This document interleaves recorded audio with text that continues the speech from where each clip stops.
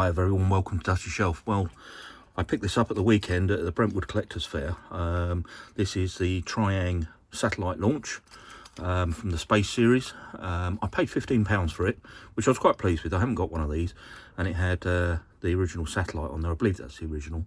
Needs a little bit of a clean up, but one of the things I did notice is the mechanism's not behaving itself. So this is just a quick video. I'm just going to open it up and obviously take these screws out and yeah, see what's wrong, see if we can fix this. Right, let's undo these screws and see what we've got in here. As always with my projects, I've not researched this, so I have no idea what mechanism is in here or how it works. I'd like to find out as we go through. Right, those two out, and then let's just lift off this piece. What have we actually got in here? Right, there is a coil spring by the look of it. Yeah. So I think it feels like it's slipping off the coil spring. Let's pull this out of here. Take the button off. Is that the problem? Nope, that fits nicely. So it is indeed inside here.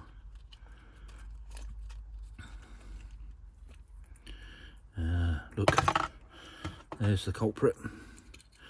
You see the broken spring there. I wonder if there's something we can do with that. Maybe. Right, let's give that a go. Right, well, let's start with something relatively straightforward, which is just to curve the spring around. Oh, it's very brittle, very, very brittle. I'm going to struggle with this one.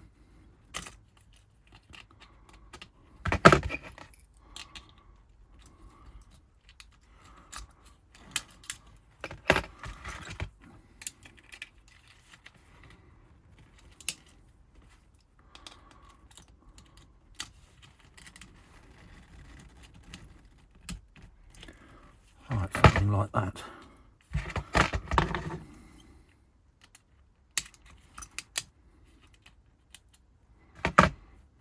Let's see what that does.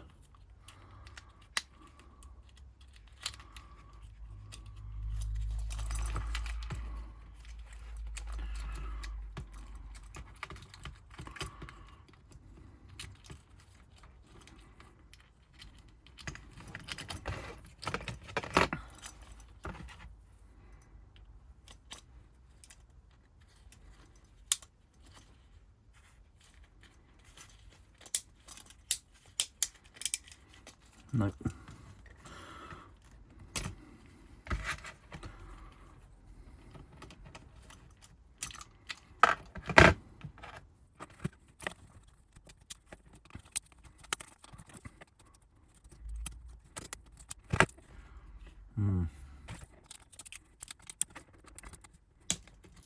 That's very brittle. I think what I may have to do is actually uncoil this spring and heat up the end of it. I don't really want to release too much of it. Let's try one more time. No, far too brittle. Right, let's take the spring out.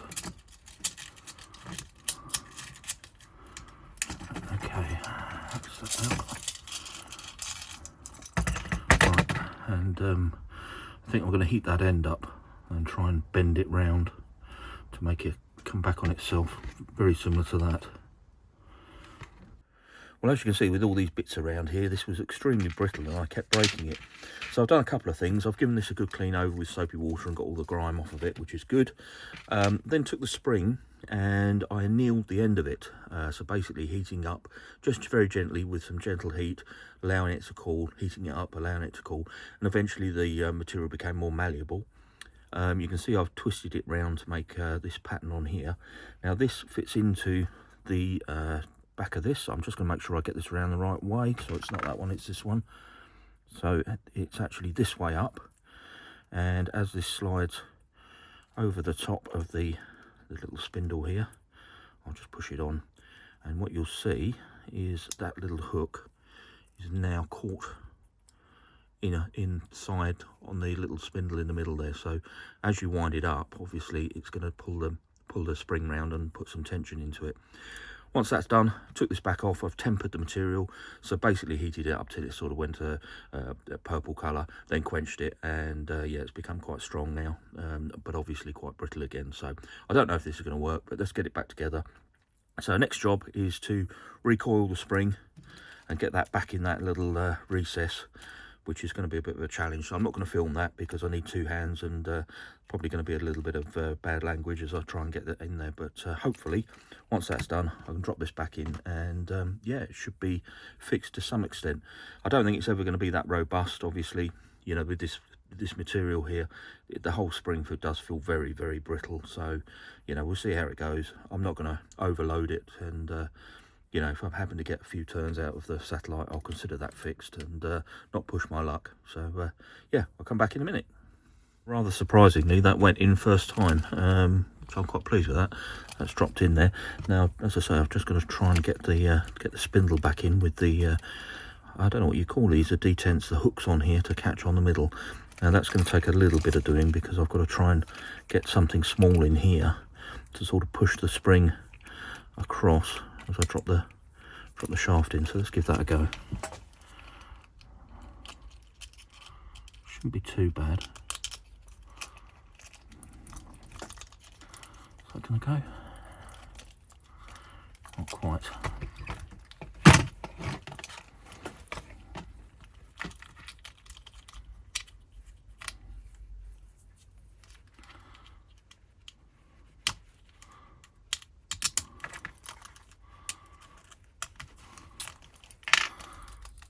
There it goes, it's in. Okay, so then this drops back on top.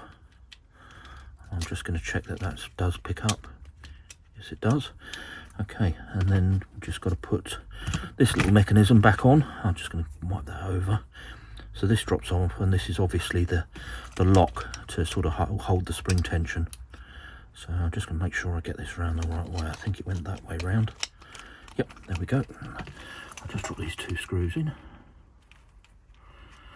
As I say, I'm not going to push my luck with it because I think I've been quite fortunate to fix the spring to get it into some form of operation, and I think if I do overwind it, it'll either snap or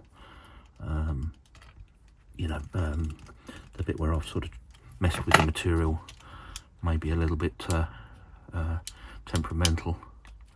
Well, it's definitely taking tension. So I've wound that, given it a couple of turns. Yeah, it's not too bad at all. Let's see if we can do it a little bit more, put the satellite on. Perfect. Really pleased with that. So, rather quick video just on a quick repair on this satellite launcher, the Trying Battlespace satellite launcher that I haven't had in the set. And yeah, I'm just going to give it a little run around the layout, and we'll wrap this video up.